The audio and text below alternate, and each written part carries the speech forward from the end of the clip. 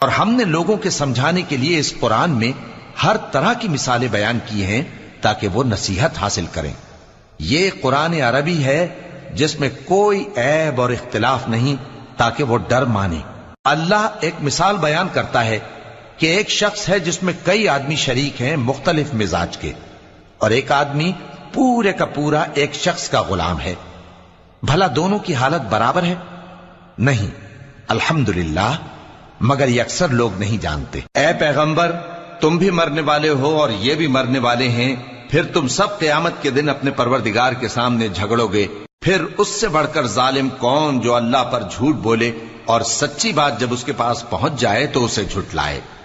کیا جہنم میں کافروں کا ٹھکانہ نہیں ہے؟ اور جو شخص سچی بات لے کر آیا اور جس نے اس کی تصدیق کی، وہی لوگ متقی ہیں۔ وہ جو چاہیں گے ان کے لیے ان کے پروردگار کے پاس موجود ہے۔ نیک